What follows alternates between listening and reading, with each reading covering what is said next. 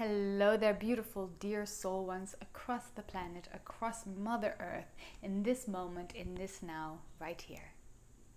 Thank you for tuning into this video. This video is a video of a series called Conscious Conception. And in this particular video, we will talk about rituals and ceremonies that are connected to conscious conception. So there's three aspects actually I'd like to talk about. One is there is the moment of conception. There is the preconception, and then we have rituals for miscarriage and abortions. Okay, yes, we'll talk about those. And then there are also what's just coming to me, rituals or ceremonies for post birth and during birth and preparation for birth and pregnancy and all of those things, but that is for a later series. So first of all, what is a ceremony? What is a ritual? What why would we want to do that? In my truth and my perspective, which may not be the same as yours, is that when we are in ceremony or when we are very present in a ritual, really what we are creating there is that we are coming into one place in space-time, one moment in space-time, with as much or all of our awareness and consciousness that we can to manifest or produce a certain intention or creation that we wish to bring forth. Now, since we as humanity are momentarily, quite an unconscious race, we come into ceremonies and ritual into these spaces so that we can really be conscious and really bring all our awareness and presence so that we can more powerfully create outwards.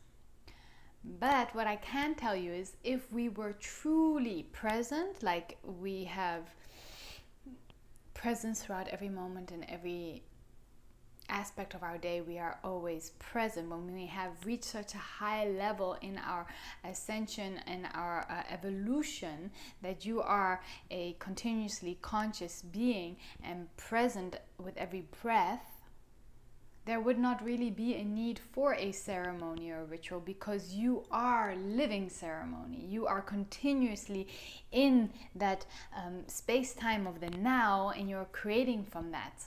So you are does that make sense? You are continuously in ceremony. In the higher realms, there is no particular ceremony or ritual, because it's just you think about it, and because of how high your evolution is and your consciousness is, it is already connecting to not only your awareness and consciousness, but allowing that divine consciousness, divine intelligence to work through you, and you are always connected to that, very consciously connected to that. Now, in this realm of existence, we are, most people are continuously going through waves of conscious and unconscious moments, right? That we are very present and not so present. And when we are coming together in ceremony or ritual, we are intentionally trying to bring our full presence in that moment of the now. And so what a ceremony or a ritual could look like is very different for everybody. Someone might want to do the whole shebang, and you have your sage and the candles, and you have song and drumming, and maybe even a fire and water purification. Maybe it's the whole deal. Some may even go through days of preparation before a ceremony, days of purification, maybe months, or a month of purification, maybe just a few hours of purification before even starting a ceremony. We may have special robes that we wish to wear, special jewelry, crystals, toning, songs, intentions, drawings, chants, all of these different aspects, right? There's so much you can bring into a ceremony or a ritual, and all I can say is, in my truth and understanding, there is no wrong or right way. There's just your way, your unique expression, your unique way to tune into that really that I am presence right here, right now, to be able to create and manifest in this moment. And for some, it may be so simple, just going into stillness and perhaps writing it in a paper and burning it in a candle, or maybe just by pure thought, or maybe just by pure song. It could just be, it's very spontaneous and not planned at all, right?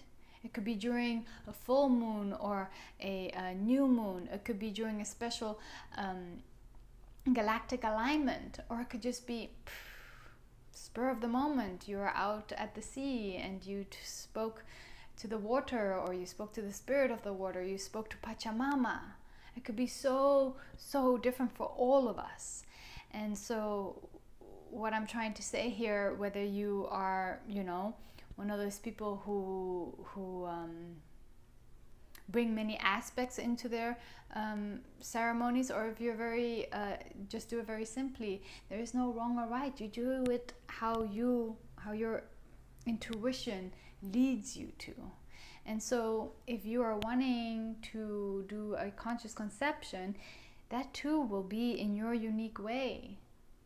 And maybe the moment of conceiving, maybe you have a whole beautiful room set up with roses and music and all of this, and maybe you go through deep meditation with your partner before entering the room, and prepare for many months. Who knows? It's up to you how you intuitively feel. But it could also happen that perhaps you're never really gone down the spiritual journey, and your first spiritual experience was a spontaneous experience in bed with your partner, and suddenly you felt that moment of conscious conception. You felt that seed grow, you felt it, and you knew it right then and there. That could also happen. And that's also a conscious conception experience that came spontaneously. And then there is also the preconception, which some people may go through. And you could open that up as a ritual, which is, preconception could be opening up your gateway. Perhaps you said no, or perhaps you had not said a no or a yes to vortexing a soul through your portal yet. And so we do a ritual or a ceremony to say that yes. And again, it could be very simple, could be very complex. And perhaps you already know the souls who are coming, and then you connect to them in the etheric realm. And you open up that portal, you make those soul contracts, you stamp it and seal it and say, okay, in your unique way. And perhaps, our abilities aren't so strong yet in this moment or in this lifetime, and we can connect to spiritual healers or seers who are, and they can help us and assist us in that type of way. And then I've mentioned this in a different video, but the importance also for ritual and ceremony to be had if we did have an abortion or a miscarriage, or even a forced intercourse conception, or miscarriage conception or abortion through forced intercourse, is having a ceremony or a ritual or some type of purification done for our body, mind, and soul, so that we can process that experience and let it go and be harmonized and pluck the fruits of it. It sounds perhaps very strange. How can there be fruits of such, a heavy experience? But there are always, in my truth and understanding, there are always, even the darkest moments, there are fruits to be taken from it. There are lessons to be learned.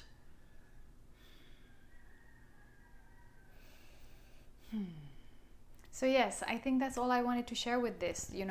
I could go on and say you should do a ceremony like this, or a ceremony must have this, or I did my ceremony that way, so that is how you should do it. But truly, I don't think the details are important. I think the most important thing is to go into meditation or connect to your inner knowing or your inner intuition, or have someone you are you have a good connection with, who can guide you with those things, and find your way, your unique way.